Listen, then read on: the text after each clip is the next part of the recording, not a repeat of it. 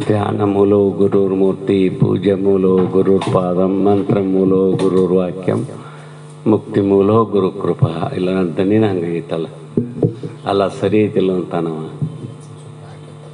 ಹಾಂ ಇಷ್ಟಿಲ್ಲ ಮತ್ತೇನಾರಾಗವಲ್ಲ.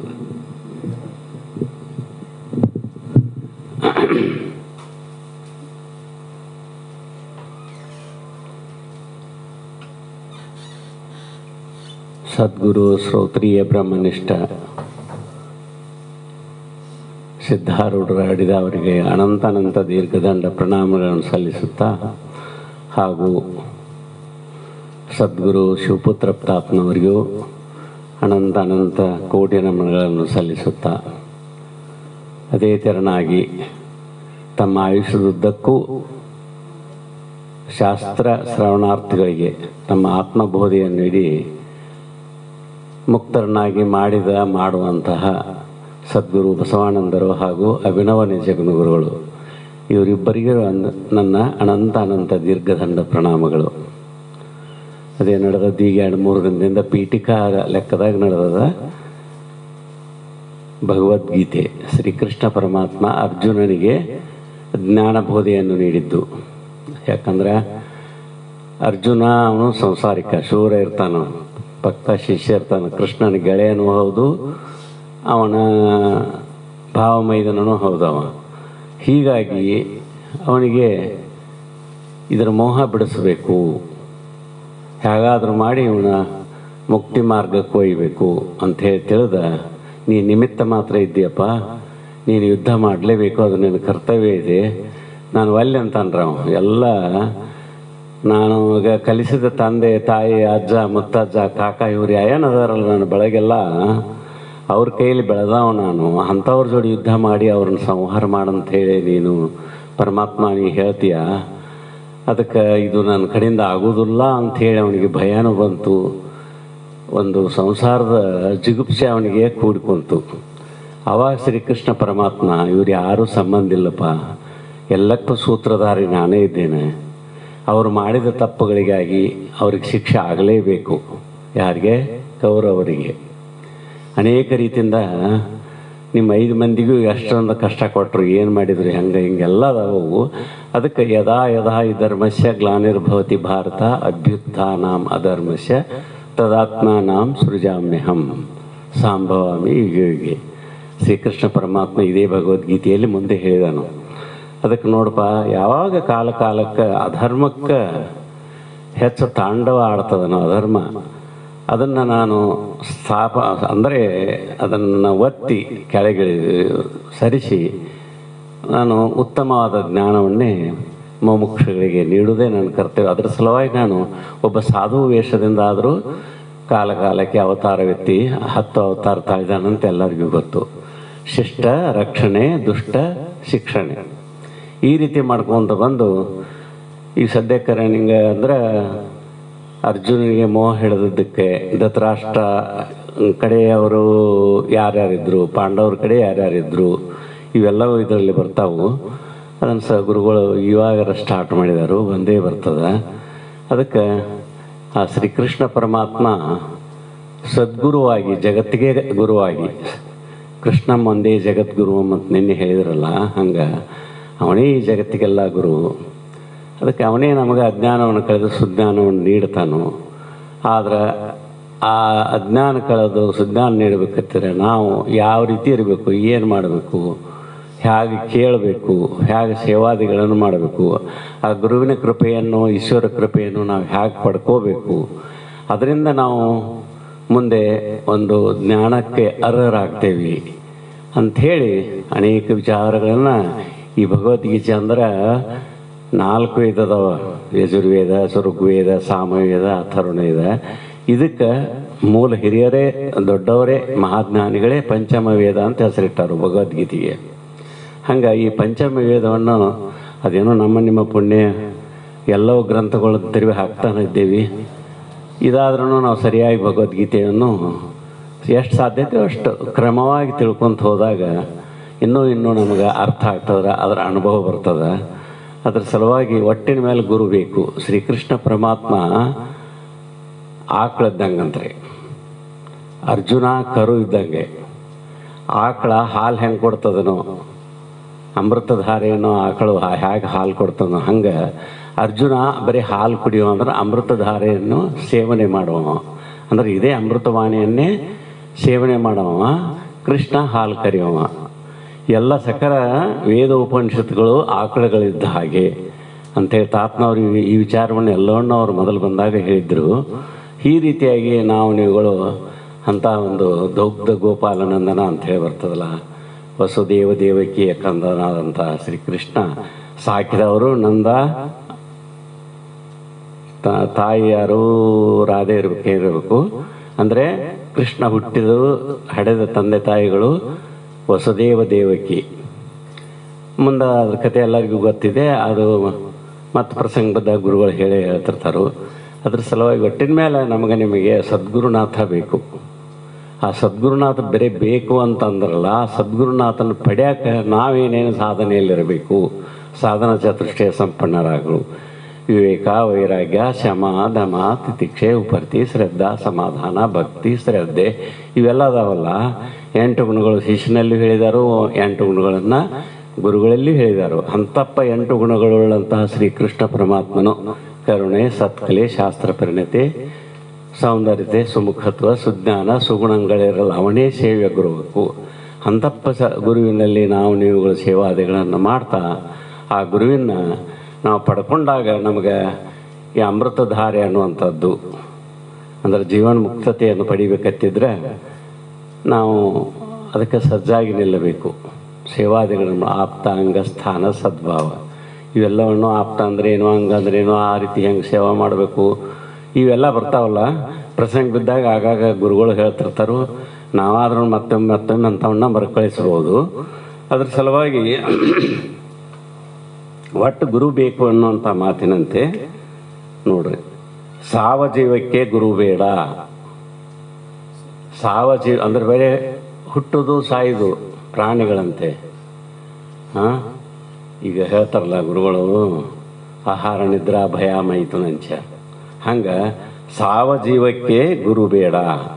ಅವ್ನು ಬರೀ ಹುಟ್ಟೋದು ಸಾಯೋದು ಮಾಡಿ ಮತ್ತೊಂದು ಅವನಿಗೆ ಗೊತ್ತನೇ ಇಲ್ಲ, ಅವ್ನು ಪಡ್ಯಾಕ್ಕೂ ತಯಾರಿಲ್ಲ, ಶ್ರಮ ಪಡೋಕ್ಕೂ ತಯಾರಿಲ್ಲ, ಇಂಥ ಇಲ್ಲಿ ಒಂದು ಸತ್ಸಂಗಕ್ಕೆ ಬರೋಕ್ಕೆ ತಯಾರಿಲ್ಲ. ಸದ್ಗುರು ಸೇವಾದಿಗಳ ಒಂದು ದರ್ಶನ, ಸ್ಪರ್ಶನ, ಸಂಭಾಷಣೆಯಿಂದ ಏನೇನು ದೊರೀತದ ಅನ್ನುವಂಥದ್ದು ವಿಚಾರ ಇರ್ತಾವಲ್ಲ. ಹಂಗೆ ಒಂದೊಂದರಿಂದ ಅವನು ಬರೀ ಕಡೆಗಣ್ಣಿನ ಒಂದು ಕುಡಿನೋಟದಿಂದ ಅವನ್ನ ನೋಡಿದಂತಂದ್ರೆ ಅವನು ಧನ್ಯ ಆಗ್ತಿರ್ತಾನು. ಅವನ ತಲೆ ಮೇಲೆ ಕೈ ಆಡಿಸಿದ್ರೆ ಅವನು ಧನ್ಯನಾಗ್ತಾನು. ಆಮೇಲೆ ಮಾತಾಡೋದು ಇದೇ ವಚನೋಪದೇಶ. ಈ ವಚನೋಪದೇಶ ಏನು ನಡೀತಿತ್ತಲ್ಲ, ಇದನ್ನು ಕೇಳೇನು ಧನ್ಯರಾಗೋರು ಅದಾರು. ಅದ್ರ ಸಲುವಾಗಿ ಇವೆಲ್ಲವೂ ಬೇಕು. ಅದಕ್ಕೆ ಏನಂತಾರೆ ಅವರು, ಸಾವಜೀವಕ್ಕೆ ಗುರು ಬೇಡ. ಹಂಗೆ ಹುಟ್ಟಿದ್ಯಾಕ ಸಾಯಕ, ಸತ್ಯಾಕೆ ಹುಟ್ಟಾಕ. ಬರೀ ಇದನ್ನೇ ಮಾಡ್ಕೊಂತ ಹೊಂಟವ. ಬರೀ ಜನನ ಮರಣಕ್ಕೆ ತುತ್ತಾಕಿ ಭವಸಾಗರದಲ್ಲಿ ಬಿದ್ದು ಒದ್ದಾಡುತ್ತಿರುವ ಬದ್ಧ ಜೀವಿಗಳಿಗೆ ಉದ್ಧಾರದ ದಾರಿ ತೋರಿಸೋ ಯಾರ? ಸದ್ಗುರುನಾಥನೇ. ಅಂಥ ಉದ್ಧಾರದ ದಾರಿಯನ್ನು ಸದ್ಗುರುನಾಥನಲ್ಲಿಗೆ ನಾವು ಶರಣಾಗತರಾಗಿ ಬಂದು ಸತ್ ಸೇವಾದಿಗಳನ್ನು ಮಾಡಿ ಒಂದು ಸತ್ ಶ್ರವಣವನ್ನು ನಾವು ಮಾಡಿದಾಗ ಅದರ ಬೆಲೆ ಗೊತ್ತಾಗ್ತದೆ, ತಿಳಿತದಕ್ಕೆ ಸಾವಜೀವಕ್ಕೆ ಗುರು ಬೇಡ. ನನಗೇನು ಬೇಕಾಗಿಲ್ಲರಿ, ಉತ್ತಮ ಮಧ್ಯಮ ಅಧಮ ಅಂತೇವಲ್ರಿ. ಒಬ್ರು ಹಿಂಗೆ ಕೇಳಿ ಈ ಕಡೆಯಿಂದ ಕೀಯಿಂದ ಬಿಟ್ಟು ಬಿಡ್ತಾರಂತ್ರಿ, ಹೋಗಿಬಿಡ್ತದೆ, ಅದು ನಿಲ್ಲೋದಿಲ್ಲ ಅದು. ಆಮೇಲೆ ಒಬ್ರು ಕೇಳ್ತಾರು, ಇಲ್ಲಿ ಒಳಗೆ ಹೋಗ್ತದೆ ಅದು, ಅದ್ರ ಕತೆ ಇರ್ತಿರ್ತಾವೆ. ಆ ಒಳಗೆ ಹೋದ್ರೂ ಇಲ್ಲಿ ಕೆಳಗೆ ಇಳಿದಿಲ್ಲ ಅವನಿಗೆ, ಅದು ಮತ್ತೆ ಬಾಯಿಯಿಂದ ಹೊರಗೆ ಬರ್ತದೆ. ಅವ್ರು ಏನು ಕೇಳಿರ್ತಾನಲ್ಲ ಅದು ಹಿಂಗೆ ಕೇಳಿ ಹಿಂಗೆ ಮತ್ತೆ ಬಾಯಿ ನೋಡ್ರಿ. ಮತ್ತೊಬ್ಬ ಕೇಳ್ತಾನು ಒಳಗೆ ಇಳಿತದ, ಅದನ್ನು ತನ್ನ ಜೀವನದಲ್ಲಿ ಅಳವಡಿಸ್ಕೊತಾನು. ಯಾವುದು ಸತ್ಯ, ಯಾವುದು ಮಿಥ್ಯ, ನಾನೇನು ಮಾಡಬೇಕು, ಹೀಗೆಲ್ಲ ತಿಳ್ಕೊಂಡು ತಾನು ಅನುಭಾವಿಯಾಗಿ ಮತ್ತೆ ಜನರಿಗೆ ಅದೇ ಜ್ಞಾನವನ್ನು ಆ ಸದ್ಗುರುನಾಥನ ದಯದಿಂದ ಮತ್ತೊಬ್ಬರಿಗೆ ಉಪದೇಶ ಮಾಡ್ತಾನಲ್ಲ, ಅದು 3ನೇ ಮಾತು. ಉತ್ತಮ ಅವನು. ಈ ರೀತಿಯಾಗಿ ಮಧ್ಯದಲ್ಲಿ ಇರ್ತಲ್ಲ. ಯಾಕಂದ್ರೆ ಆಸ್ತಿಕ, ನಾಸ್ತಿಕ, ಸ್ವಸ್ತಿಕ. ಆಸ್ತಿಕ ಅಂದ್ರೆ ದೇವ್ರ ಅದ್ದಾನ ಎನ್ನುವಂಥ ನಂಬಿಕೆಯಿಂದ ಬದುಕೋ ಬೇರೆ. ನಾಸ್ತಿಕ ಅಂದ್ರೆ ದೇವರೇ ಇಲ್ಲ, ಅದಕ್ಕೆ ಅಂಥವ್ರಿಗೆ ಜೀವಕ್ಕೆ ಗುರು ಬೇಡ ಅನ್ನೋರು ನಾಸ್ತಿಕರು. ಆಸ್ತಿಕರು ಅಂದ್ರೆ ದೇವ್ರು ಇದ್ದಾನಪ್ಪ, ಅವ ಇದ್ದಲ್ಲೇ ನಾವು ಬದುಕಿದ್ದೇವೆ ಅನ್ನುವಂಥ ಒಂದು ನಂಬಿಕೆ ಇಟ್ಕೊಂಡು ಜೀವನ ಮಾಡಿ ಪ್ರಪಂಚವನ್ನು ಗೆದ್ದು ಹೋಗೋರು ಅವರು. ಇನ್ನು ಸ್ವಸ್ತಿಕ ಅಂದ್ರೆ ಯಾರು ಇಲ್ಲ, ನಾನೇ ದೇವರು, ನಾನೇ ಪರಮಾತ್ಮ ಅನ್ನುವಂಥ ವಿಚಾರ ಇಟ್ಕೊಂಡು ಆ ಸದ್ಗುರುನಾಥದಿಂದ ಮುಕ್ತಿ ಮಾರ್ಗವನ್ನು ಪಡೆದಂತಂದ್ರೆ ಅವನೇ ಸ್ವಸ್ತಿಕ.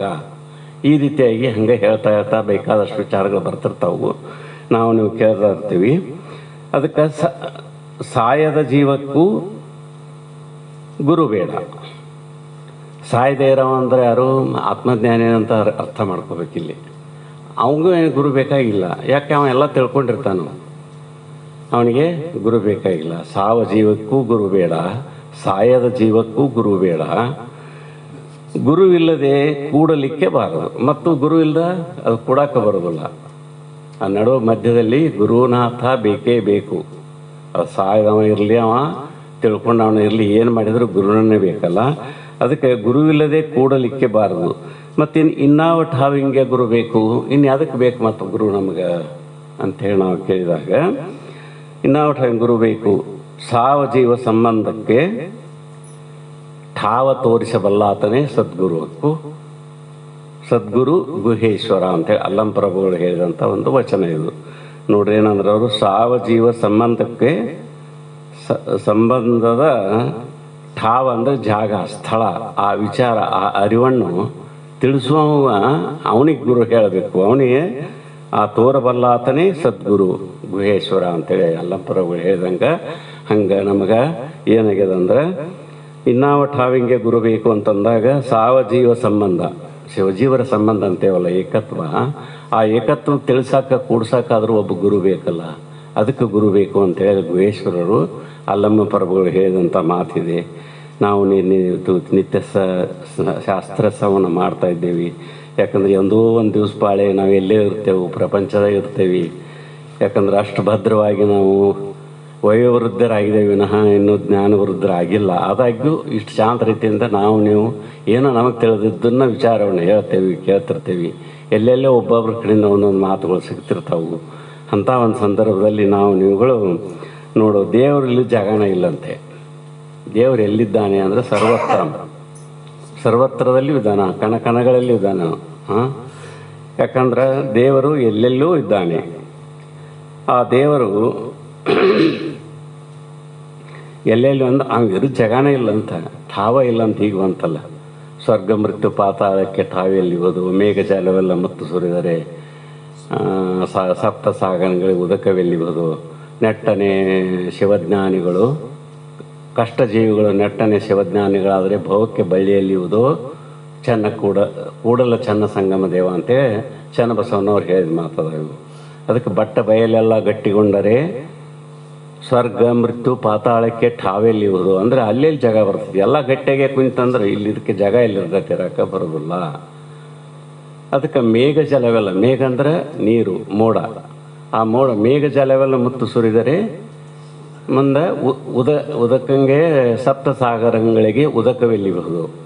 ಈಗ ಸಪ್ತ ಸಮುದ್ರ ಅಂತ ಹೇಳ್ತೇವಲ್ಲ, ಅವಕ್ಕೆ ಎಲ್ಲಿಂದ ನೀರು ಬರ್ತಿದ್ದು, ಅದು ಬರಕ್ಕೆ ಬರೋದಿಲ್ಲ. ಅದಕ್ಕೆ ಕಷ್ಟಜೀವಿಗಳೆಲ್ಲ ನಟ್ಟಣಿ ಶಿವಜ್ಞಾನಿಗಳಾದರೆ ಈ ಭವದ ಬಳ್ಳಿಗೆ ಬೀಜ ಎಲ್ಲಿಂದ ಬರ್ತಿತ್ತು ಅಂತಾರೆ ಅವರು. ಈಗ ನಾವು ಹುಟ್ಟತೇವು, ಸಾಯ್ತೇವು, ಅನೇಕ ಮಂದಿ ಎಷ್ಟೋ ಸಾವಿರಕ್ಕೊಬ್ಬ ಸತ್ಯ, ಲಕ್ಷಕ್ಕೊಬ್ಬ ಭಕ್ತ, ಕೋಟಿಗೊಬ್ಬ ಶರಣ, ಹೀಗೆಲ್ಲ ಬರ್ತಾವಲ್ಲ. ಹಂಗೆ ಅಷ್ಟರಲ್ಲಿ ಎಲ್ಲೆಲ್ಲಿ ಒಬ್ಬೊಬ್ಬರು ಒಂದೊಂದು ಹಂತಕ್ಕೆ ಬಂದಿರ್ತಾರೋ, ಅಂತಂಥ ಮಹಾತ್ಮರ ದರ್ಶನ ಆಗ್ತಿರ್ತದೆ. ಅದರಿಂದ ಅವರು ತಿಳ್ಕೊಂಡು ಮುಂದೆ ಪಾರಾಗಿ ಹೋಗ್ತಿರ್ತಾರೋ.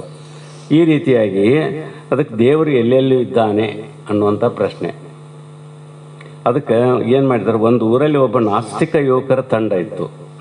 ಈಗ ಹೇಳಿದ್ವಲ್ಲ, ದೇವರೇ ಇಲ್ಲಪ್ಪ, ಅವೆಲ್ಲಿದ್ದಾನು, ಅವು ನಮಗೆ ಬೇಕಾಗೇ ಇಲ್ಲ ಅಂಥೇಳಿ ಇರ್ತಾರಲ್ಲ, ವಾಚಾಳಿಗಳು ಅಂತಾರೆ ಅವರಿಗೆ.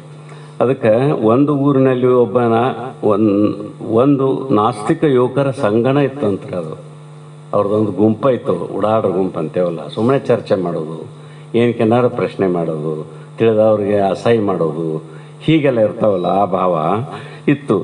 ಅವರ ಮನೆ ಕೆಲಸ, ದುಡಿಮೆ, ವಿದ್ಯಾಭ್ಯಾಸ ಕಡೆ ಅವರಿಗೆ ಒಂದು ಸ್ವಲ್ಪವೂ ಗಮನ ಇದ್ದಿರಲಿಲ್ಲ.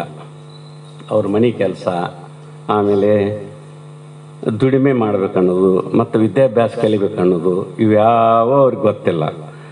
ಊರ ಮುಂದಿನ ಕಟ್ಟೆ ಮೇಲೆ ಕುಳಿತು ಬೀಡಿ ಸಿಗರೇಟ್ ಸೇದುತ್ತಾ ಕಾಡು ಹಾಳು ಹರಟೆ ಇತರರನ್ನು ಚುಡಾಯಿಸುವುದೇ ಅವ್ರ ಕೆಲಸ ಆಗಿತ್ತು. ಅವರಷ್ಟರದ್ದು ಗುಂಪು. ಅಂಥದ್ರಲ್ಲಿ ಒಬ್ಬ ಸನ್ಯಾಸಿ ಕಾಲು ನಡಿಗೆಯಿಂದ ದಾರಿ ನಡ್ಕೊಂತ ಆ ಊರು ಸೇರಿದ. ಇವರೆಲ್ಲರೂ ಕಟ್ಟಿ ಮೇಲೆ ಕುಂತಿರ್ತಾರೋ. ಅಲ್ಲಿಗೆ ಅವ ಬರ್ತಾನು. ವೃತ್ತಿ ಇದರ ಜೊತೆಗೆ ದೊಡ್ಡವರನ್ನು, ಸಾಧು ಸತ್ಪುರುಷರನ್ನು, ಅದರಲ್ಲಿಯೂ ಕಾವಿಧಾರಿಗಳನ್ನು ಕಂಡರೆ ಅವರು ಸತಾಯಿಸದೆ ಬಿಡ್ತಿರ್ಕಿಲ್ಲ ಅಂತ. ಯಾರು ಅಂಥವ್ರು ಬಂದ್ರೆ ಸಾಕು, ಏನಪ್ಪ ಯಾವರಿಂದ ಬಂದು, ಏನು ನಿನ್ನ ಸಮಾಚಾರ, ಏನು ತಿಳ್ಕೊಂಡಿದೀಯಾ, ಏನು ಹೇಳ್ತೀಯಾ ಇರ್ತಾರಲ್ರಿ.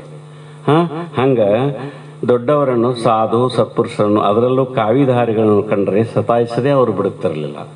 ಯಾರಾದ್ರೊಬ್ರು ಚುಡಾಯಿಸಿ ಬಿಡೋರು, ಕೇಳೋರು, ಮಾತಾಡ್ಸೋರೇ ಅವರನ್ನು ಬಿಡುತ್ತಿರಲಿಲ್ಲ. ಸದಾ ಕರ್ಮ ಧರ್ಮ ಯೋಗದಿಂದ ಅವರಿಗೆ ಒಬ್ಬ ಸಂತ ಮಹಾತ್ಮ ಆಗಮಿಸ್ತ. ಅಚಾನಕ ಆ ಒಂದು ಟೈಮಿಗೆ ಒಬ್ಬ ಸಾಧು ಅಲ್ಲಿಗೆ ಆಗಮಿಸಿದ್ರು. ಅವರು ಕಾವಿ ಬಟ್ಟೆಯನ್ನು ನೋಡಿದ್ದೇ ತಡ ಈ ತಂಡ ಅವರ ಬಳಿಗೆ ಹಾಜರಾಗಿ ಅವರಷ್ಟರು ಬಂದರು, ಗುಂಪಾಗಿ ಬಂದರು. ಓಹೋ ಸಾಧು ಬಂದಪ್ಪ, ಕಾವಿ ಧರಿಸ್ಕೊಂಡು ಬಂದಾನು, ಇವಂದು ಏನು ಹಕ್ಕಿಕತೆ ತಿಳ್ಕೊಳ್ಳೋನು ಅಂಥೇಳಿ ಬಂದು ಸಮೀಪ ಬಂದು ಏನು ಮಾಡಿದ್ರು ಅವರು, ಇವರ ಬಳಿ ಹಾಜರಾಗಿ, ಓಹೋ ಏನು ಸ್ವಾಮಿಗಳೇ, ಎಲ್ಲಿಂದ ಬಂದ್ರಿ ಅಂಥೇಳಿ, ಎಲ್ಲಿಗೆ ಹೊರಟಿದ್ದೀರಿ ಇತ್ಯಾದಿ ಪ್ರಶ್ನೆಗಳ ಸುರಿಮಳೆಯನ್ನೇ ಅವರು ಸುರಿದ್ರು. ಅವನ್ನ ಭಾಳ ಆ ಮಾತು ಈ ಮಾತು ಹಚ್ಚಿ ಮಾತಾಡ್ಸಕ್ಕೆ ಹತ್ತಿಬಿಟ್ರು. ಎಲ್ಲಿಂದ ಬಂದು, ನಿಂದು ಯಾವ ಊರು, ನೀ ಎಲ್ಲಿಗೆ ಹೊರಟಿದ್ದಿ, ನಿನ್ನ ಕೆಲಸ ಏನು, ಹಿಂಗೆ ಸುಮ್ಮನೆ ಒಣ ಪ್ರಶ್ನೆಗಳನ್ನು ಮಾಡೋದು. ಅದರಲ್ಲಿ ಒಬ್ಬ ಸಾಧು ಮತ್ತೊಬ್ಬ ಕೇಳಿದ, ಅದರಲ್ಲಿ, ಅಲ್ರಿ ಸ್ವಾಮಿ ಸಾಧುಗಳೇ, ದೇವರಿದ್ದಾನು, ನೀವು ನೋಡಿದ್ದೀರಾ ಎಂದು ಪ್ರಶ್ನೆ ಹಾಕಿದನು. ಮತ್ತೊಬ್ಬ ಇರ್ತಾರಲ್ಲ ಹಿಂಗೆ, ಅದರೊಳಗೆ ಆ ಗುಂಪಿನಾಗ ಮತ್ತೊಬ್ಬ ಕೇಳಿದೆ, ಏನ್ರಿ ಸ್ವಾಮಿಗಳ ದೇವ್ರದಾನೇನು, ಆಮೇಲಿದಾನು, ನೀವು ನೋಡಿದ್ದೀರೇನು, ನಮಗೆ ತೋರಿಸ್ಬೇಕು ಈ ಸದ್ಯಕ್ಕೆ ನೀವು, ಹಿಂಗೆ ಪ್ರಶ್ನೆ ಹಾಕಿದ್ರು ಅವ್ರನ್ನ. ನೋಡಿದ್ದೀರಾ ಎಂದು ಪ್ರಶ್ನೆ ಹಾಕಿದರು. ಪಾಪ ಊರಿನ ಚಾವಡಿಯಲ್ಲಿ ಒಂದು ರಾತ್ರಿ ಅವ ನೋಡೋ, ಪಟ್ಟಣಕ್ಕೆ ಪಂಚರಾತ್ರಿ, ಹಳ್ಳಿಗಳಿಗೆ ಒಂದು ರಾತ್ರಿ ಇದ್ದು ಮುಂದೆ ಹೋಗೋರು ಇರ್ತಾರೆ ಅವರು. ಅವ್ರಿಗೆ ಏನು ಪಾಪ ಭಿಕ್ಷೆಯ ವ್ಯಸನ, ಭಿಕ್ಷೆಯ ಅಸನ, ತತ್ವದ ವ್ಯಸನ, ಆ ರೀತಿಯಾಗಿ ಜೀವನ ಮಾಡ್ಕೊಂತ ಒಂದೊಂದು ಊರಿಗಿದ್ದು ಹಣ ಆಳೋದ ಗುಡಿಯಲ್ಲೋ ಮಲಿಗೆಯೋ ಭಿಕ್ಷಾಟನೆ ಮಾಡ್ಕೊಂಬಂದು ಉಂಡೋ ತಿಂದೋ, ಯಾರಾದರೂ ಬಂದ್ರೆ ಒಂದು 4 ಮಾತು ಹೇಳೋ, ಹೀಗೆ ಮುಂದೆ ಹೋಗ್ತಾ ಇದ್ದವ ಬಂದಿದ್ದ ಅಲ್ಲಿಗೆ.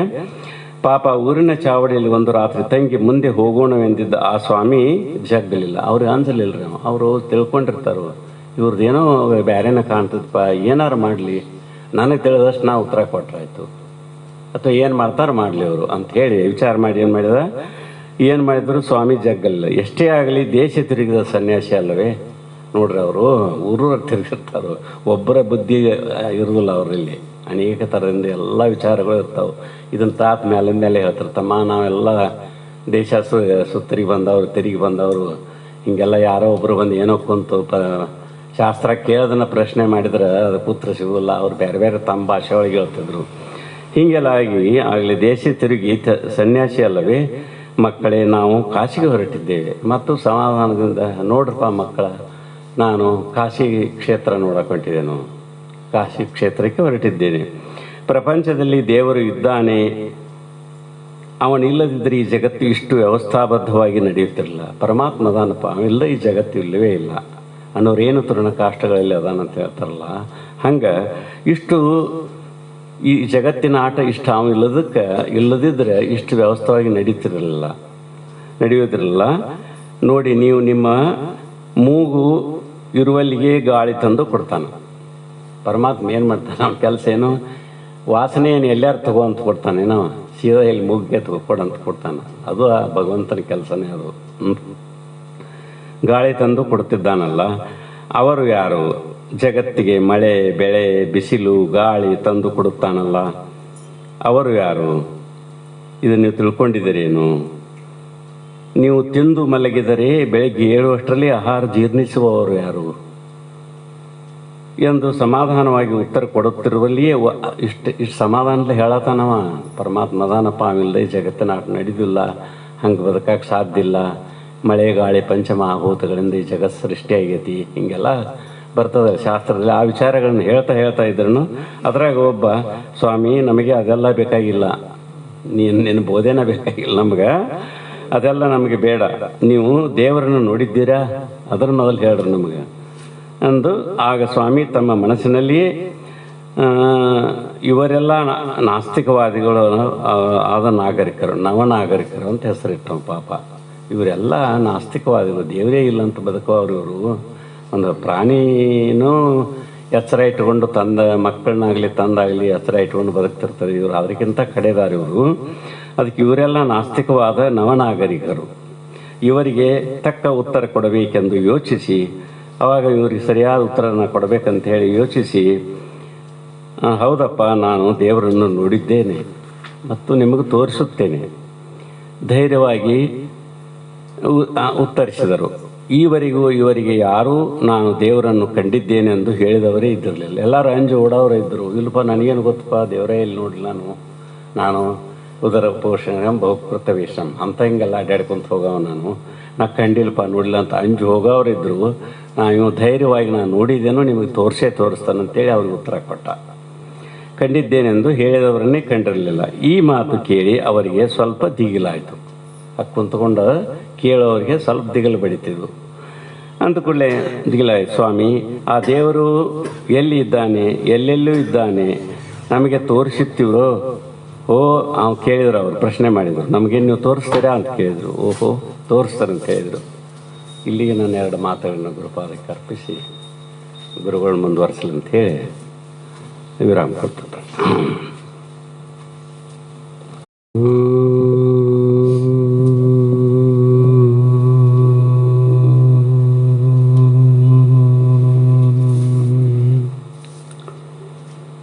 ಗುರು ಬ್ರಹ್ಮ ಗುರು ವಿಷ್ಣು ಗುರುದೇವ ಮಹೇಶ್ವರ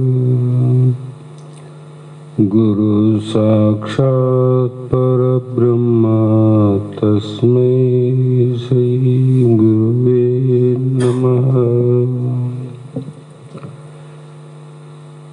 ಜಗದಾದಿ ಜಗದ್ಗುರು ಅದ್ವೈತ ಸಾರ್ವಭೌಮ ಸದ್ಗುರು ಸಿದ್ಧಾರೂಢ ಮಹಾಸ್ವಾಮಿಗಳ ಶ್ರೀಪಾದ ಪದ್ಮಗಳಿಗೂ,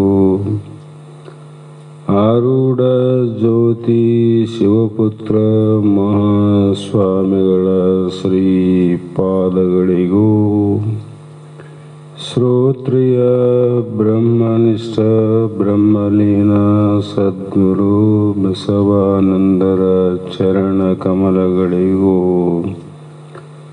ಅನಂತ ದೀರ್ಘ ದಂಡ ಪ್ರಣಾಮಗಳನ್ನು ಸಮರ್ಪಿಸುತ್ತ,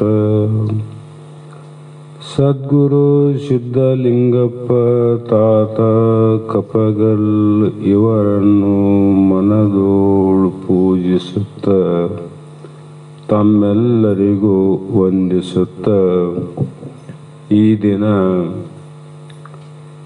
ಶ್ರೀಮದ್ ಭಗವದ್ಗೀತಾ ಎನ್ನುವ ಗ್ರಂಥದ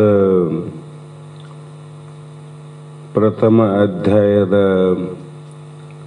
ಪ್ರಥಮ ಶ್ಲೋಕ ಇಂದಿನ ಆಧಾರದ ವಿಷಯವಾಗಿದ್ದು, ನಿನ್ನೆ ದಿನ ಅನಂತ ವಿಚಾರಗಳನ್ನು ಮಾಡಲಾಗಿ ಈ ಒಂದು ಭಗವದ್ಗೀತೆಯ ಕೃಪೆ, ಕರುಣೆ, ಆತ್ಮಜ್ಞಾನದ ಅನುಭವ ಆಗಬೇಕಾಗಿದ್ದರೆ ಒಂದು ಮಾತನ್ನು ಬರೀತಾರೆ. ಅದು ಅಂತಪ್ಪ ಮಹಾತ್ಮರ ಗುರುವಿನ ಕೃಪೆ ಆದರೆ ಏನೇನು ಆಗಬಹುದು ಅನ್ನುವಂಥ ಸಣ್ಣ 2-3 ದೃಷ್ಟಾಂತಗಳನ್ನು ಹೇಳಿದಾಗ ಇನ್ನು ಸಾಮಾನ್ಯವಾದಂಥ ಕಾರ್ಯ ಆಗುವುದು ಅಸಾಧ್ಯವೇನು ಅಲ್ಲ ಅನ್ನುವಂಥ ಮಾತನ್ನು ಆಧಾರವಾಗಿಟ್ಟುಕೊಂಡು ಇಲ್ಲಿ ಮೂಕಂ ಕರೋತಿ ವಾಚಾಲಂ ಪಂಗುಂ ಲಂಘಯತೆ ಗಿರಿಂ ಯತ್ಕೃಪಾ ತಮಹಂ ಒಂದೇ ಪರಮಾನಂದ ಮಾಧವಂ ಅಂತ ಹೇಳ್ತಾರೆ. ಅರ್ಥ ಏನಂದರೆ, ಯಾರ ಕೃಪೆ ಆಗುತ್ತದೆಯೋ ಆ ಕೃಪೆ ಆದಾಗ ಮೂಕನನ್ನು ಹುಟ್ಟಿನಿಂದ ಮಾತೇ ಆಡದಂತೆ ಮಾತೇ ಬಾರದಂತ ಒಬ್ಬ ಮೂಕನನ್ನು ವಾಚಾಳಿಯನ್ನಾಗಿಯೂ ಅಂದರೆ ಮಾತನಾಡಲಿಕ್ಕೆ ಸಾಧ್ಯವಾಗುವಂತೆಯೂ, ಇದು ಸಾಮಾನ್ಯ ಮಾತಲ್ಲ. ಮೂಕ ಮಾತಾಡ್ತಾನಂದ್ರೆ ಪರಮಾತ್ಮ ಹುಟ್ಟಿಸಿದಾಗಲೇ ಅವನನ್ನು ಮೂಕನ ಮಾಡ್ಯಾನ. ಅಂಥ ಒಂದು ಮೂಕನನ್ನು ಗುರುನಾಥ ಮಾತನಾಡುವಂಗ ಮಾಡ್ತಾನಂದ್ರೆ ಇದು ಪರಮಾತ್ಮನಿಗಿಂತ ಗುರುನಾಥನ ಕೃಪೆ ಬಹಳ ಹೆಚ್ಚಿಂದು ಮಹತ್ವವಾದದ್ದು ಅಂತ ಅರ್ಥ. ಅದೇ ಪ್ರಕಾರವಾಗಿ ಪಂಗುಂ ಲಂಘಯತೆ ಗಿರಿಂ, ಒಬ್ಬ ಕುಂಟಾನ ನೆಲದ ಮೇಲೆ ನಡೆಯಲಿಕ್ಕೆ ಅಸಾಧ್ಯವಾದಂಥ ಒಬ್ಬ ಕುಂಟನಿಗೆ ಪರ್ವತವನ್ನ ಹಾರುವ ಅಥವಾ ಹೇರುವುದಾಗಿಯೂ ಮಾಡುವನು ಯಾರಿಂದ? ಅಂಥಪ್ಪ ಸದ್ಗುರುವಿನ ಕೃಪೆಯಿಂದ. ಅಷ್ಟಲ್ಲದೆ ಆ ಒಂದು ಕೃಪೆ ಹೇಗಿದೆ ಅಂದರೆ, ಆ ಪರಮಾನಂದ ಸ್ವರೂಪನಾದ ಕೃಷ್ಣನನ್ನು ನಾನು ಇಲ್ಲಿ ಯಾಕೆ ನೆನೆಸ್ತೀನಿ, ಸ್ಮರಣೆಯನ್ನು ಮಾಡ್ತೀನಿ ಅಂದರೆ, ಗುರುವಿನ ಕೃಪೆ ಅಪಾರವಾದದ್ದು. ಯಾರ ಕೃಪೆ? ಗುರುವಿನ ಕೃಪೆ ಅಪಾರವಾದದ್ದು. ಪರಮಾತ್ಮನಿಗೂ ಅಸಾಧ್ಯವಾದುದನ್ನು ಸಾಧ್ಯ ಮಾಡುವಂಥ ಶಕ್ತಿ ಗುರುನಾಥನಿಗೆ ಉಂಟು ಅಂತ ಸಕಲ ಶಾಸ್ತ್ರಗಳು ಹೇಳ್ತಾವೆ. ಅದಕ್ಕೂ ಪ್ರಮಾಣವ. ಸಿದ್ಧಾರೂಢರ ಚರಿತ್ರೆಯಲ್ಲಿ ಎಂತೆಂಥ ಘಟನೆಗಳು ನಡೆದು ಹೋಗ್ಯಾವ. ಸಾಮಾನ್ಯ ಘಟನೆಗಳಲ್ಲ. ಮಾತನಾಡದವನು ಮಾತನಾಡನ, ಓದಲಿಕ್ಕೆ ಬಾರದೇ ಇರುವಂಥ ಅನಕ್ಷರಸ್ಥ ಅಕ್ಷರ ಜ್ಞಾನವನ್ನು ಪಡೆದುಕೊಂಡು ಸಿದ್ಧಾರೂಢರ ಚರಿತ್ರೆಯನ್ನೇ ಓದಿದವರಾರ. ಕಿವಿಯೇ ಕೇಳದಂಥ ವ್ಯಕ್ತಿಗಳು ಇಂಥ ಚರಿತ್ರೆಯನ್ನು ಆಲಿಸಿ ಮಹಾಜ್ಞಾನಿಗಳಾದವರಾರ. ಇವರು ಒಂದೇ ಅಲ್ಲ, ಎಷ್ಟೋ ಜನರಲ್ಲಿ ಉಂಟು ಅಂತ. ಉದಾಹರಣೆಗೆ ನಾ ಸುಮ್ಮನೆ ಹೇಳ್ತೀನಿ, ನೀವು ಲಕ್ಷಿಟ್ಟು ನೋಡಿರೋ ಇಲ್ಲ ಗೊತ್ತಿಲ್ಲ, ನೋಡಿರಬಹುದು ಅಂತ ನಾನು ಅನ್ಕೊಂತೀನಿ. ನಮ್ಮ ನಿರ್ಮಾಣೀಯ ಸದ್ಗುರು ಬಸವಾನಂದರ ಮಠದಲ್ಲಿ ಯಾವ ಗದ್ದಿಗೆಯಲ್ಲಿ ಒಂದು ಹುಡುಗ ಯಾವಾಗಲೂ ಮೂಕನಂಗ ಎರಡು ಕೈ ಚಾಚಿಕೊಂಡು ಅಲ್ಲಿ ಇಲ್ಲಿ ಕೂಡುವಂಥ ಒಬ್ಬ ವ್ಯಕ್ತಿ. ಅವನ ಹೆಸರು ಏನು ಹೇಳಿದ್ರು ನನಗೆ, ನಾನು ಬಹಳ ಅಬ್ಸರ್ವ್ ಮಾಡಿದೆ. ಆ ಮಠದಲ್ಲಿ ದೊಡ್ಡವರೇ ಇರಲಿ, ಸಣ್ಣವರೇ ಇರಲಿ, ಯಾರು ಇರದೇ ಇರಲಿ, ಬಿಡದೇ ಇರಲಿ, ಆ ಹುಡುಗ ಯಾವಾಗಲೂ ಮಠಕ್ಕೆ ಬಂದು ಮಠದಲ್ಲಿ ಮನಸ್ಸು ಬಂದರೆ ಅಲ್ಲಿ ಕಸವನ್ನು ಗೂಡಿಸಿ ಮಠದ ಸುತ್ತ, ಗದ್ದಿಗೆ ಸುತ್ತ ಗಾಣದ ಹೆತ್ತು ತಿರುಗಿದಂಗ ತಿರುಗಿದ್ದೆ.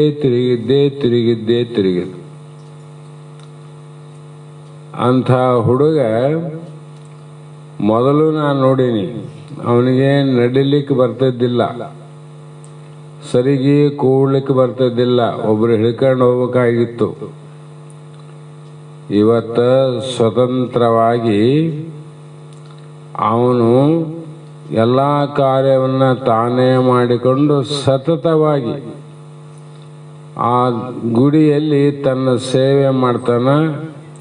ಯಾರ ಮಾತನ್ನು ಕೇಳೋದಿಲ್ಲ, ತನ್ನ ಸ್ವ ಇಚ್ಛೆಯಿಂದ ಸ್ವಂತ ಬುದ್ಧಿಯಿಂದ ಆ ಕಾರ್ಯವನ್ನು ಮಾಡ್ತಾನ. ಇವತ್ತು ಸ್ವಂತ ನಡಿತಾನೆ ನೋಡ್ರಿ. ಕೈ ಹಿಡಿದು ನಡಿಬೇಕಾಗಿತ್ತು, ಇವತ್ತು ಯಾರು ಹಿಡಿಲಾರ್ದ ಒಬ್ಬ ಹುಡುಗ ನಡಿತಾನಂದ್ರೆ ಇವೆಲ್ಲ ಆಶ್ಚರ್ಯವಾದ ಕೃಪೆಗಳಂತ. ನಾವು ಅವ್ರ ಪಾಲಿಗಷ್ಟೇ ಕೇಳಿ ಬಿಡೋದಲ್ಲ. ಅವರಿಗೆ ಹಾಗಾದ್ರೆ ನಮಗೆ ಹಂಗೆ ಆಗ್ತದೆ ಅಂದರೆ ಅವರ ನಿಷ್ಠೆಯಿಂದ ಮಾಡಿದ್ರು ಅವರಿಗೆ ಆಗ್ಯದ, ನಾವು ನಿಷ್ಠೆ ವಿಶ್ವಾಸದಿಂದ ಮಾಡಿದ್ರು ನಮಗೂ ಆಗ್ತದೆ, ಇಲ್ಲಂತ ಅರ್ಥ ಅಲ್ಲ. ಈ ರೀತಿ ಪರಮಾನಂದ ಸ್ವರೂಪನಾದಂಥವ್ರು ಇರಬೇಕು. ಅದಕ್ಕೆ ಯಾರ ಕೃಪೆ ಆಗ್ಬೇಕು ನಮಗಂದ್ರೆ ಸಾಮಾನ್ಯ ವ್ಯಕ್ತಿಗಳ ಕೃಪೆ ಅಲ್ಲ, ಪರಮಾನಂದ ಸ್ವರೂಪದ ಸುಖಿಗಳಾಗಿರ್ಬೇಕು. ಅಚ್ಚ ಸುಖಿಗಳು ಅಂದರೆ ತಮ್ಮ ಅತ್ಯಂತ ದುಃಖವನ್ನು ನಿವೃತ್ತಿ ಮಾಡಿಕೊಂಡು ಪರಮಾನಂದ ಪ್ರಾಪ್ತಿಯನ್ನು ಮಾಡಿಕೊಂಡು ಆ ಪರಮಾನಂದದಲ್ಲೇ ಸದಾ ಕಾಲ ಅವರ ವಿಚಾರ, ಅವರ ವರ್ತನೆ, ಅವರ ವ್ಯವಹಾರ ಎಲ್ಲಿ ನಡೀತದೆ ಅಂದರೆ ಆನಂದದಲ್ಲಿ ವ್ಯವಹಾರ ಅವರು ನಡೀತದೆ.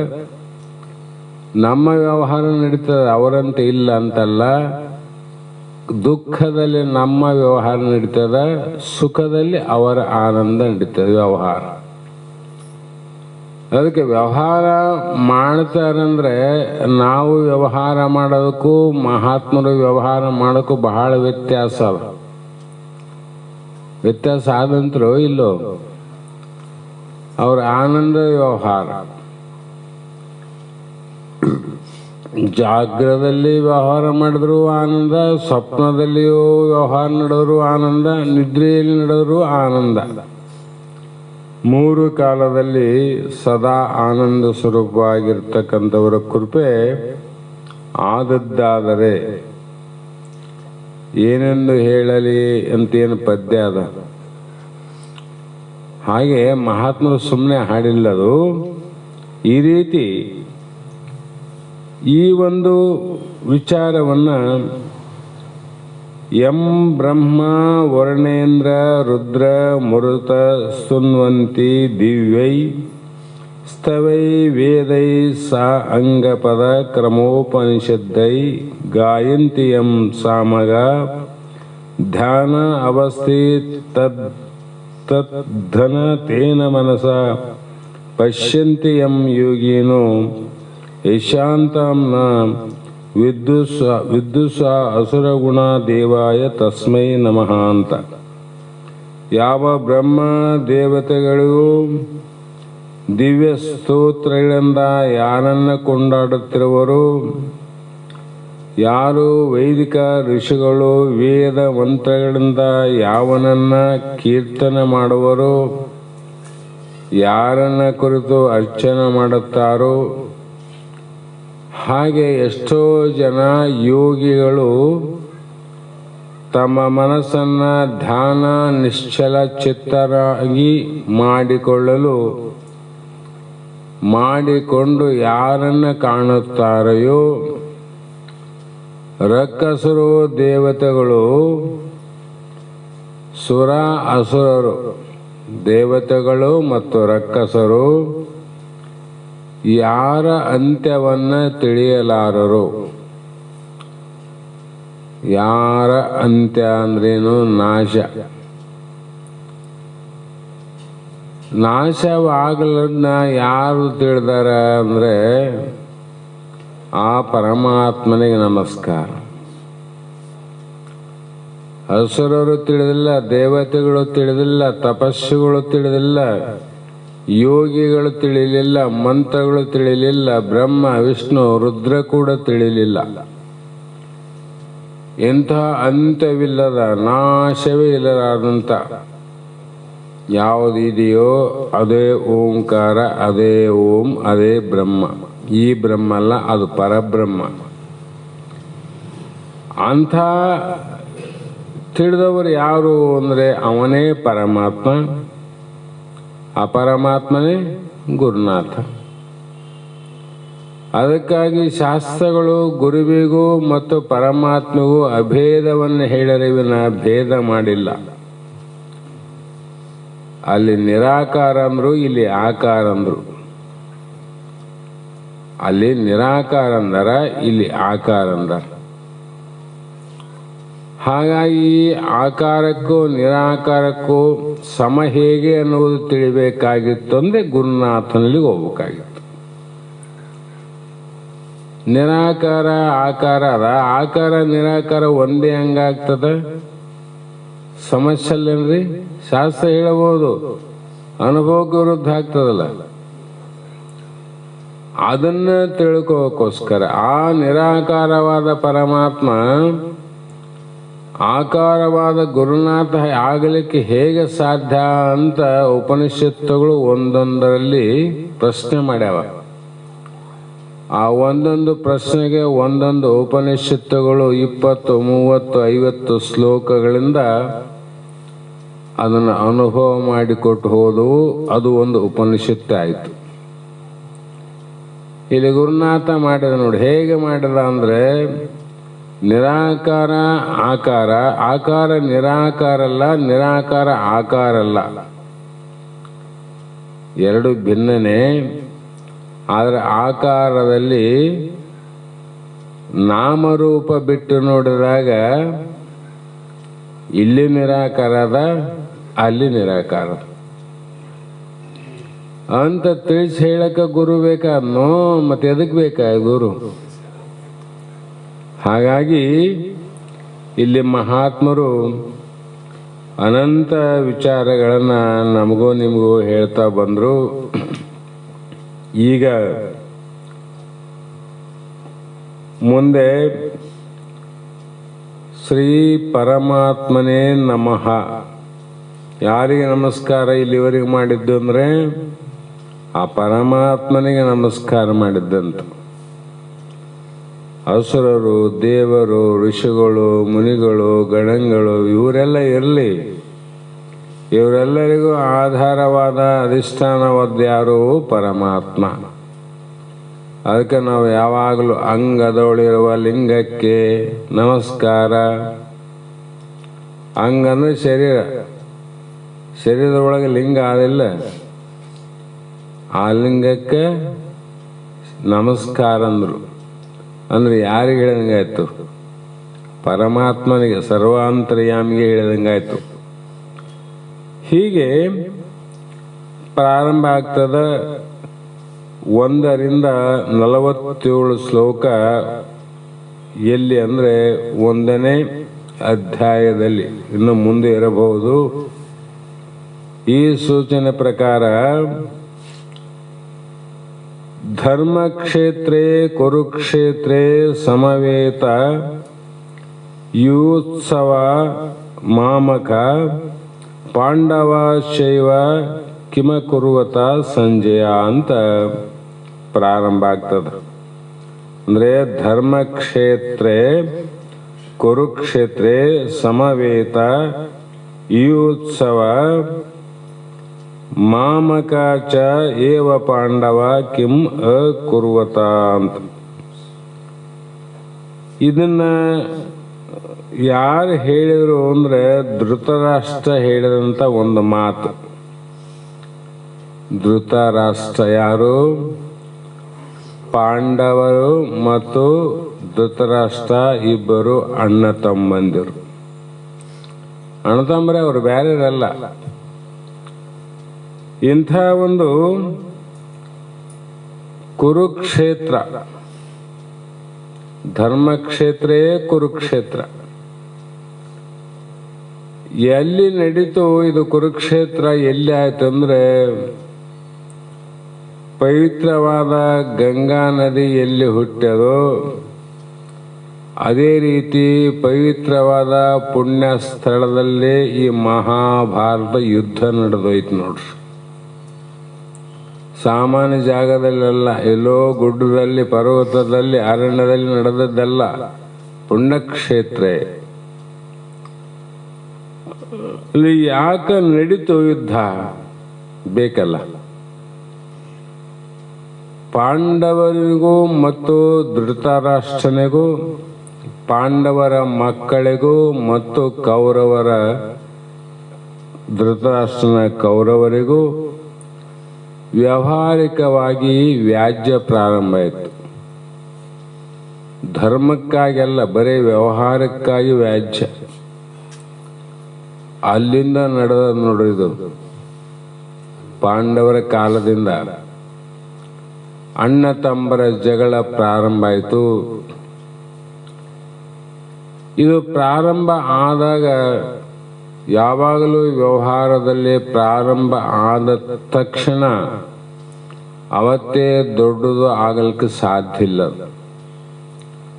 ಪ್ರತಿಯೊಂದಕ್ಕೂ ಸಂಧಾನ ಅಂತಿರ್ತಾವ.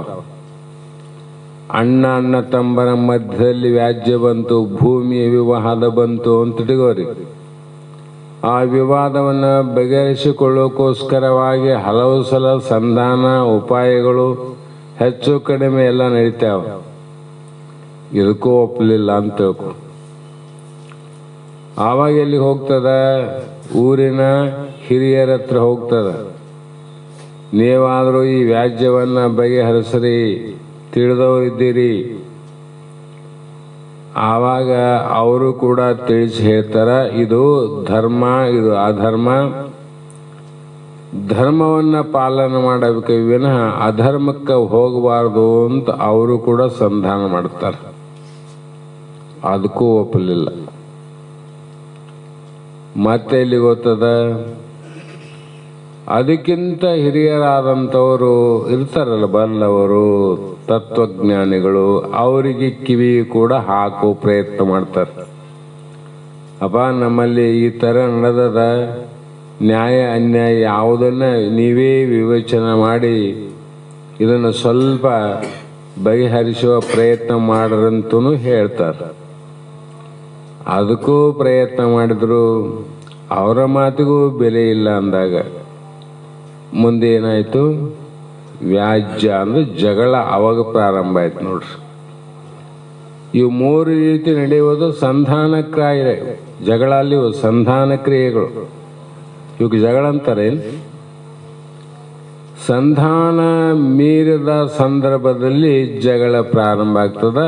ಈ ನಮ್ಮ ಸಾಮಾನ್ಯ ಅಣ್ಣ ತಮ್ಮರ, ಸಹೋದರ ಸಹೋದರಿಯರ ಜಗಳ ಅಂತೀವಿ. ಅಲ್ಲಿ ರಾಜರ ಮಧ್ಯದಲ್ಲಿ ನಡೆದಂಥ ಯುದ್ಧ, ಅದಕ್ಕೆ ಯುದ್ಧ ಅಂತೀವಿ ಅಷ್ಟೆ. ಯುದ್ಧ ಅಂದ್ರೂ ಜಗಳನೇ, ಜಗಳ ಅಂದ್ರೂ ಯುದ್ಧನೇ. ಇದು ಸಾಮಾನ್ಯರ ಜಗಳ, ಅದು ರಾಜರ ಮಧ್ಯದ ಜಗಳ. ಅಂಥ ವಿವಾದದಲ್ಲಿ ಪಾಂಡವರಿಗೂ ಮತ್ತು ಕೌರವರಿಗೂ ಸಂಧಾನ ಮಾಡಲಿಕ್ಕೆ ಎಷ್ಟೋ ಸಲ ಪ್ರಯತ್ನ ಮಾಡಿದರೂ ಒಪ್ಪಲಿಲ್ಲ. ಇದು ಒಪ್ಪೋದಿಲ್ಲ ಅನ್ನುವಂಥದ್ದು ಯಾರಿಗೆ ಗೊತ್ತಿತ್ತು ಅಂದರೆ, ಕೌರವರ ತಂದೆ ಆದಂಥ ಧೃತರಾಷ್ಟ್ರನಿಗೆ ಮಾತ್ರ ಪಕ್ಕ ಗೊತ್ತಿತ್ತು. ಹಡ್ದರೂ ಗೊತ್ತಿರ್ತದ, ನನ್ನ ಮಗ ಇವನು ಒಪ್ಪಂಗಿಲ್ಲ ಅಥವಾ ಒಪ್ತಾನು. ಯಾಕಂದ್ರೆ ಮತ್ತೆ ಅವು ರಕ್ತಗತವಾಗಿ ಬಂದಿರ್ತಾವಲ್ಲ, ತಮ್ಮಲ್ಲಿ ಏನಿರ್ತಾವ ಅವೇ ಅಲ್ಲಿರ್ತಾವಂತ ಅರ್ಥ ಮಾಡಬೇಕು. ಕಾರಣ, ಧೃತರಾಷ್ಟ್ರ ಹುಟ್ಟು ಕುರುಡ. ಅವನಿಗೆ ಹುಟ್ಟಿದಾಗಿನಿಂದ ಕಣ್ಣೇ ಇದ್ದಿಲ್ಲ. ಮತ್ತೆ ಎರಡನೇದು ಜ್ಞಾನ ಕಣ್ಣುವಂಥದ್ದು ಮೊದಲೇ ಇಲ್ಲ ಅವನಲ್ಲಿ. ಒಂದು ಹುಟ್ಟು ಕುರುಡ, ಆ ಕಣ್ಣು ಹೋಗ್ಯದ. ಈ ಕಡೆ ಜ್ಞಾನದ ಕಣ್ಣು, ವಿಚಾರನು ಹೋಗ್ಯದ. ಗೊತ್ತಿತ್ತು ನನ್ನ ಮಕ್ಕಳು ಈ ಸಂಧಾನಕ್ಕೂ ಒಪ್ಪಂಗಿಲ್ಲ, ಧರ್ಮಕ್ಕೂ ಒಪ್ಪಂಗಿಲ್ಲ. ಇವರು ಅಧರ್ಮ ಅನ್ಯಾಯವನ್ನೇ ಎತ್ತಿ ಒಪ್ಪಿ ಅದನ್ನೇ ಹೋರಾಟ ಮಾಡ್ತಾರೆ ವಿನ ಸಂಧಾನ ಮಾಡಲಿಕ್ಕೆ ಸಾಧ್ಯ ಇಲ್ಲ ಅನ್ನೋದು ಅವನಿಗೆ ಗೊತ್ತಿತ್ತು. ಇದಕ್ಕಿಂತ ಮುಂಚಿತವಾಗಿ ಕೃಷ್ಣ ಕೂಡ ಕೌರವರಿಗೆ ಹೇಳಿದ, ಮೀರಿದ ಮೇಲೆ ನೋಡು, ನೀವು ಪಾಂಡವರಿಗೆ ಕೊಡತಕ್ಕಂಥ ಏನು ವ್ಯಾವಹಾರಿಕ ಭೂಮಿ ಏನಿದೆ, ಭಾಗ ಏನಿದೆ, ಅದನ್ನು ಕೊಡುವುದು ಬಹಳ ಸೂಕ್ತ, ಕೊಡಲೇಬೇಕಲ್ಲ.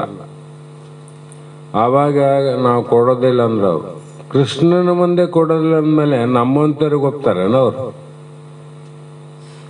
ಭಗವಂತನ ಮುಂದೆ ಪ್ರಮಾಣ ಮಾಡಿದಂಗೆ ಕೊಡಂಗಿಲ್ಲ ಅಂದ್ರೆ ಏನು? ಪರಮಾತ್ಮ ಮುಂದೆ ಪ್ರಮಾಣ ಅಲ್ಲ. ಅಂಥ ಪ್ರಾಮಾಣಿಕರಂತಿರೋ ಅಪ್ರಾಮಾಣಿಕರಂತಿರೋ ನೀವೇ ಅನ್ಬೋದು ಏನು ಅನ್ಬೇಕು ಅಂತ. ಕೊನೆಗೆ ಕೃಷ್ಣ ಸಂಧಾನ ಎಲ್ಲಿಗೆ ಬಂತು ಅಂದ್ರೆ, ಪಾಂಡವರು ಹೇಳಿದ ಹೋಗ್ಲಿ, ಇದೆಲ್ಲವೂ ಕೂಡ ಹೋಗ್ಲಿ, ಏನು ಇದು, ಯಾಕಂದ್ರೆ ಅವರಿಗೆ ದುರ್ಬುದ್ಧಿ, ಕೇಡು ಬರುವ ಕಾಲಕ್ಕೆ ಕೂಡಿರುವುದು ದುರ್ಬುದ್ಧಿ. ಈಗ ನಾನು ಹೇಳಿದ ಮಾತು ಕೂಡ ಅವರ ಬುದ್ಧಿಯಲ್ಲಿ ಪ್ರವೇಶ ಆಗೋದಿಲ್ಲ. ಕಲ್ಲಿನ ಕತ್ತಿಯು ಪ್ರವೇಶವಾಗದಂತೆ. ಕಲ್ಲಿನ ಕತ್ತಿ ಹೋಗ್ತದೆ, ಏನು ಕತ್ತಿಯ ಮಂಡಾತದ, ಹೌದಿಲ್ಲ? ಅಂಥ ಬುದ್ಧಿಯುಳ್ಳವರು, ಅಜ್ಞಾನಿಗಳು, ಅವಿವೇಕಿಗಳು ಹೋಗಲಿ. ನಿಮಗೇನಾದ 5 ಜನ ಇದ್ದೀರಲ್ಲ, ನಿಮ್ಮ ಬದುಕಲಿಕ್ಕೆ ಸ್ವಲ್ಪ ಇದ್ದು ಸಾಕು. ರಾಜಕೀಯ ಅವನೇ ಆಡಲಿ, ರಾಜ ಅವನೇ ಆಗಲಿ, ಏನು ಮಾಡ್ತಾನೆ ಅವನೇ ಮಾಡಲಿ, ನಿಮಗೆ ಇರಲಿಕ್ಕೆ ಒಂದಿಷ್ಟು ಬೇಕಂದಾಗ ಕೊನೆ ಕೃಷ್ಣ ಭಗವಂತ ಧೃತರಾಷ್ಟ್ರ ಸಹಿತವಾಗಿ ಅವರ ಮಕ್ಕಳನ್ನು ಕರೆಸಿ ಸಭೆಯಲ್ಲಿ ಒಂದು ಮಾತು ಹೇಳ್ತಾರೆ. ಅವರು ಭಾಗವನ್ನು ಕೊಡಲಿಕ್ಕಿಲ್ಲ, ಕೊಡೋದಿಲ್ಲ ಗೊತ್ತು, ಆದರೂ ಕೂಡ ಬದುಕಲಿಕ್ಕೆ 5 ಗ್ರಾಮಗಳನ್ನು ಹುಂಬಳಿಯಾಗಿ ಆದರೂ ಕೊಡ್ರಿ, ಒಂದೊಂದು ಗ್ರಾಮವನ್ನು ಅವರು ಬದುಕಲಿ ಅಂತ ಸಂಧಾನಕ್ಕೆ ಬಂದಾಗ, ನಾ ಮೊದಲೇ ಹೇಳಿದ್ನಲ್ಲ, ಕೂಡಿತ್ತು ದುರ್ಬುದ್ಧಿ, ಅದಕ್ಕೂ ಕೂಡ ಒಪ್ಪಲಿಲ್ಲ ಅವರು. ಮತ್ತು ಏನು ಮಾಡಬೇಕಂತ ಮಾಡಿರಿ, ಉತ್ತರವನ್ನು ಹೇಳ್ರಿ ಅಂತ ಕೃಷ್ಣ ಕೇಳಿದಾಗ 5 ಗ್ರಾಮ ಅಲ್ಲ, ಸೂಜಿ ಮನೆಯಷ್ಟು ಕೂಡ ನಾವು ಜಾಗವನ್ನು ಪಾಂಡವರಿಗೆ ಕೊಡೋದಿಲ್ಲ ಅಂದ್ರು. ನೋಡ್ರಿ, ಸೂಜಿ ಮನೆ ಎಷ್ಟೊತ್ತು ಜಾಗ, ಸೂಜಿ ಮನೆಯಷ್ಟು ಜಾಗ ಕೊಡ್ಲಾದವರು 5 ಊರಿನ ಜಾಗ ಕೊಡ್ತಾರೇನ್ರಿ? ಆವಾಗ ಏನಾಯಿತು ಅಂದ್ರೆ, ಅನಿವಾರ್ಯವಾಗಿ ಇಲ್ಲಿ ಜಗಳ ಪ್ರಾರಂಭ ಆದಂಗೆ ಅಲ್ಲಿ ಯುದ್ಧ ಪ್ರಾರಂಭ ಆಯ್ತು. ಈ ಸಂಧಾನ ಹೋಗುವಾಗ ಅರ್ಜುನ ಪಾಂಡವರು ಹೇಳೇ ಹೋಗಿದ್ದ ಕೃಷ್ಣ, ನಾನು ಹೋಗ್ತೀನಿ, ಕೌರವರಲ್ಲಿ ನಾನು ಸಂಧಾನ ಮಾಡ್ತೀನಿ, ಒಪ್ಪಿಸ್ತೀನಿ, ಆದರೆ ನಾನು ಮಾಡಿದ ಕರಾರಿಗೆ ನೀವು ಒಪ್ತಿರೋ ಅಥವಾ ಇಲ್ಲೋ. ನೀವು ಒಪ್ತೀವಪ್ಪ ಅಂದರೆ ನಾನು ಸಂಧಾನ ಮಾಡ್ಕೊಂಬರ್ತೀನಿ, ಇಲ್ಲ ಅಂದ್ರೆ ಇಲ್ಲ, ಯಾವುದಾದ್ರೂ ಒಂದು ಹೇಳ್ರಂದ ಕೃಷ್ಣ. ಸಭೆಯಲ್ಲಿ ಹೇಳಿದ, ಎಲ್ಲರೂ ಸುಮ್ಮಿದ್ದಾಗ ಮತ್ತೊಂದ್ಸಲ ಕೃಷ್ಣ ಹೇಳಿದ, ಏನಾದ್ರೂ ಹೇಳ್ರಂದ.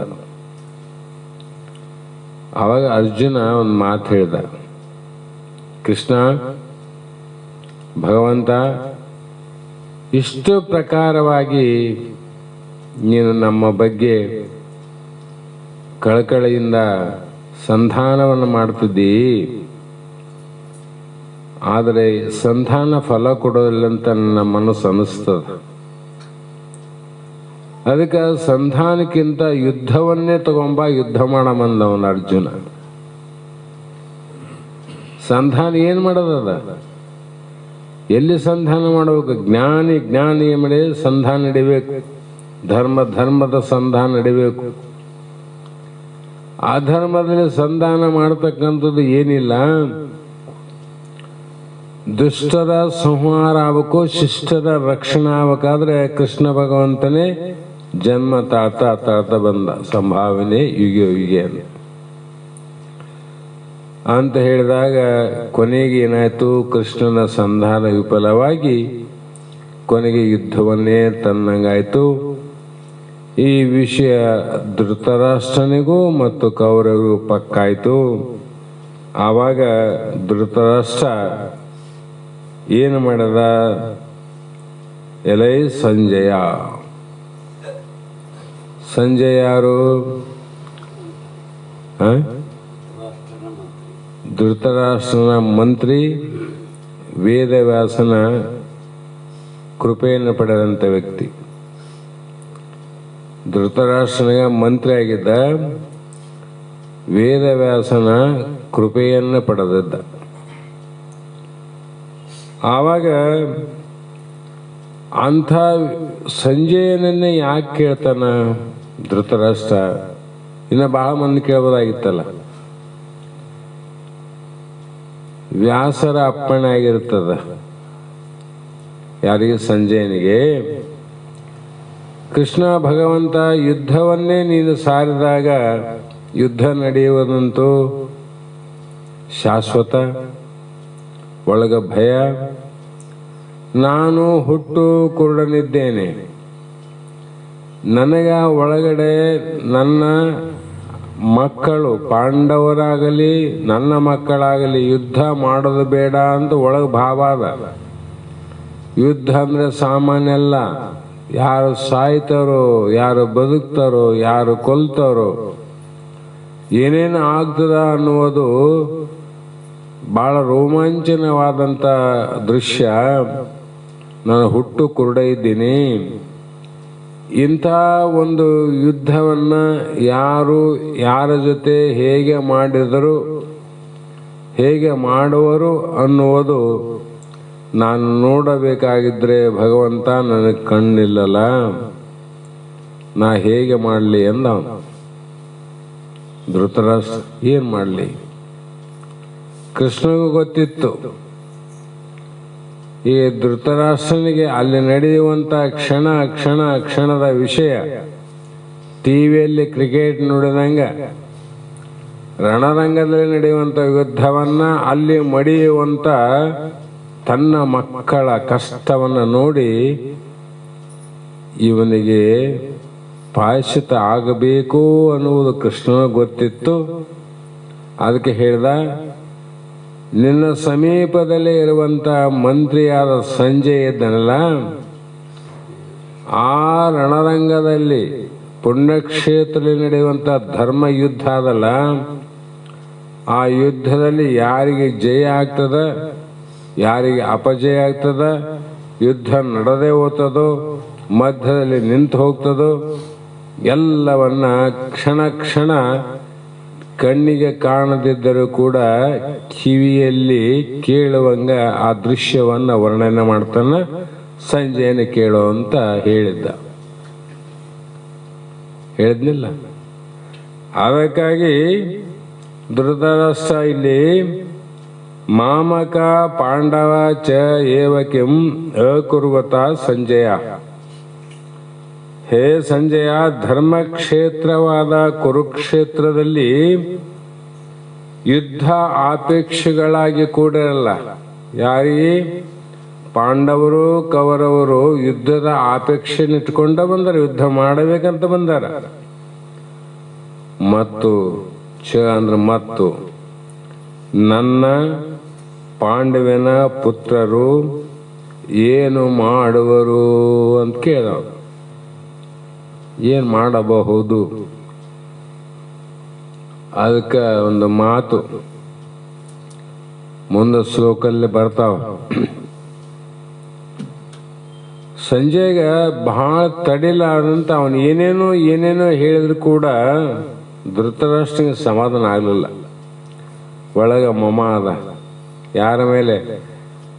ತನ್ನ ಮಕ್ಕಳ ಮೇಲೆ ಮಮಕಾರದಿಂದ ನನ್ನ ಮಕ್ಕಳು ಬದುಕಬೇಕು, ಪಾಂಡವರು ಸತ್ರು ಪರವಾಗಿಲ್ಲ ಅನ್ನೋದು ಇತ್ತು ಒಳ ಗುರಿ. ಅವನು ಎಷ್ಟೇ ರೀತಿಯಿಂದ ಸಂಜಯ್ ಹೇಳುವಂಥ ಮಾತುಗಳು ತಲೆಗೆ ಹೋಗಲಿಲ್ಲ.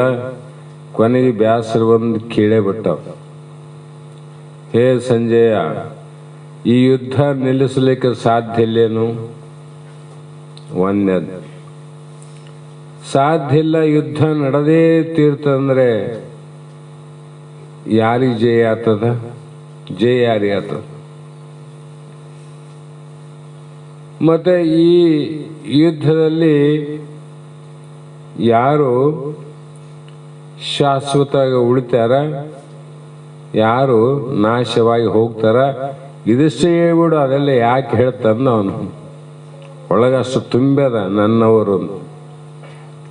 ಅವಾಗ ಬಹಳ ಸಲ ಹೇಳಿನಿ ಮಾತು. ಸಂಜಯ್ ಹೇಳ್ದ, ಹೇ ರಾಜನ್ ಧೃತರಾಷ್ಟ್ರರೇ, ಯುದ್ಧ ನಡೆಯುವುದು ನಿಶ್ಚಿತ. ಈ ಸಮಯದಲ್ಲಿ ಈ ಯುದ್ಧವನ್ನು ನಿಲ್ಲಿಸಲಿಕ್ಕೆ ಯಾರಿಂದಲೂ ಸಾಧ್ಯ ಇಲ್ಲ. ಯುದ್ಧ ನಡೆಯುವುದು ನಿಶ್ಚಿತ. ಆದರೆ ನಿನ್ನ ಮಕ್ಕಳಾದ ಕೌರವರು ಸಾಯುವುದು ಶಾಶ್ವತ. ಯಾರು ಸಾಯ್ತಾರ? ಮಕ್ಕಳು ಸಾಯ್ತಲ್ಲ. ಮತ್ತೆ ಜಯ ಆಗುವುದು ಪಾಂಡವರಿಗೆ. ಇನ್ನೊಂದು ಮಾತು ಬರೀತಾರ ಇಲ್ಲಿ, ನಿಶ್ಚಿತ, ಶಾಶ್ವತ, ಇನ್ನೊಂದು ಮಾತಿನಿಂದ ಅದನ್ನು ನಿಶ್ಚಯ ಮಾಡ್ತಾರ. ಜಯ ಯಾರಿಗೆ ಅದು ಪಾಂಡವರಿಗೆ ಅಂತ ಐತ್ ನೋಡಿ ಧೃತರಾಷ್ಟ್ರನಿಗೆ. ಅಂದ, ಹೇ ಸಂಜಯ, ನನಗೆ ಕಣ್ಣು ಕಾಣೋದಿಲ್ಲ ಅಂತ ತಿಳ್ಕೊಂಡು ಮನಸ್ಸಿಗೆ ಬಂದಂತೆ ಹೇಳಿ ನನಗ ಭಯವನ್ನು ತುಂಬಿ ದುಃಖವನ್ನು ಕೊಡಬೇಕಂತ ನೀ ಈ ಮಾತನ್ನು ಹೇಳ್ತಿದ್ದೋ ಹೇಗೆಂದ. ಇಲ್ಲ ಪ್ರಭು ಅಂದ, ಇದು ನಾ ಹೇಳಿದ 3 ಮಾತು ಸತ್ಯ ಅಂದ. ಯುದ್ಧನೇ ನಡೆದಿಲ್ಲ, ಹೆಂಗ್ ಹೇಳ್ತಂದ ಅವನು. ಇನ್ನು ಯುದ್ಧನೇ ಪ್ರಾರಂಭ ಆಗಿಲ್ಲ, ಯುದ್ಧ ನಿಲ್ಲದಂತಿದ್ದಿ, ಇದು ಸಾಯೋದು ಸತ್ಯ ಅಂತಿದ್ದಿ, ಜಯ ಆಗೋದು ಶಾಶ್ವತ ಅಂತಿದ್ದಿ. ಇನ್ನು ಯುದ್ಧನೇ ನಡೆದಿಲ್ಲ, ಮೊದಲು ಹೆಂಗೆ ಹೇಳ್ತಿದ್ದಿ ನೀನು ಅಂದಾಗ ಧೃತರಾಷ್ಟ್ರನಿಗೆ ಸಂಜಯ ಒಂದು ಮಾತು ಹೇಳ್ತಾನೆ. ನೋಡು ರಾಜನ್, ಯತ್ರ ಕೃಷ್ಣ ತತ್ರ ಜೀವ ಅಂದ್ಬಿಟ್ಟ ಅವನು ಒಂದೇ ಮಾತು. ಯಾರ ಕಡೆ ಕೃಷ್ಣನ ಅಲ್ಲೇ ಜಯ ಆಗ್ತದಿವನ, ಕೃಷ್ಣ ಇಲ್ಲದ ಕಡೆ ಅಪಜಯ, ಕೃಷ್ಣ ಇದ್ದ ಕಡೆ ಜಯ ಆಗ್ತದ ಅಂದಾಗ ಕೃಷ್ಣ ನಿಮ್ಮ ಪರವಾಗ್ಯಾನೋ ಪಾಂಡವರ ಪರವಾಗ್ಯಾನೋ ಅಂತ ಕೇಳಿದವನು. ಆವಾಗ ಧೃತರಾಷ್ಟ್ರನಿಗೆ ಇಲ್ಲ, ಪಾಂಡವರ ಪರವಾಗಿ, ಪಾಂಡವರಿಗೆ ಜಯ ಆಗ್ತದೆ ಅನ್ನುವಂಥ ಉತ್ತರವನ್ನು ಮೊದಲೇ ಹೇಳಿ ನಂತರದಲ್ಲಿ ಈ ಪುತ್ರರು ಏನು ಮಾಡಿದರು ಏನು ಮಾಡವರು ಅನ್ನುವ ಮಾತನ್ನು ನಾಳೆ ದಿನ ವಿಚಾರ ಮಾಡೋಣ. ಸಮಯ ಆದ ಕಾರಣ ಇವತ್ತಿನ ಶಾಸ್ತ್ರದ ವಾಕ್ ಪುಷ್ಪಗಳನ್ನು ಗುರುಪಾದಕ್ಕೆ ಸಮರ್ಪಿಸಿ ನಾವು ನೀವು ಧನ್ಯರಾಗೋಣ ಅನ್ನೋ ಮಾತನ್ನು ಹೇಳಿ ಮಂಗಲವನ್ನು ಹೇಳೋಣ. ಸ್ಮರಿಸುತ್ತ ಬೆಳಗಿರಿ ವರ ಗುರು ರಾಜನಿಗೆ, ಧರಣಿಯ ಜನರ ತಾಪವ ಹರಿಸಿದ ಗುರು ಶಿವ ಪುತ್ರನಿಗೆ, ನಿತ್ಯ ನಿರಂಜನ ನಿರುಪಮನಾದ ಅದ್ವೈತಾಚಾರ್ಯರಿಗೆ, ಸದ್ವತ್ವಂ ಸಾವಿಕ್ತಿಲೆ ತಿಳುಪಿದ ಸತ್ಯಾನಂದನಿಗೆ, ಗರಗದ ಶ್ರೀ ಗುರು ಮಡಿವಾಳೇಶನ ವರದಿಂಜನಿಸಿದಗೆ,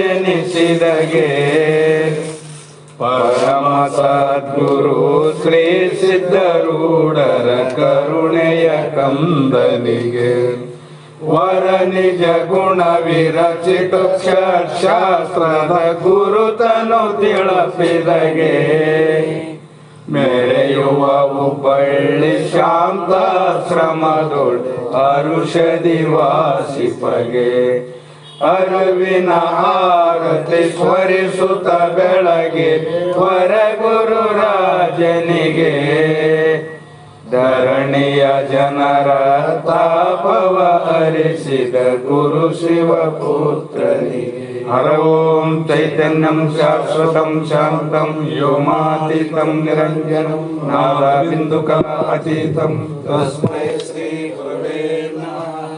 श्रीमद् जगद्गुरु सिद्धार्थ महाराज की जय, श्री सद्गुरु शिवपुत्र स्वामी महाराज की जय, श्री सद्गुरु बसवानंद स्वामी महाराज की जय, श्री सद्गुरु अभिनवेश्वर महाराज की जय, सकल साधु संत महाराज की जय। जय मंगलम जय नमः पार्वती शिव नमः।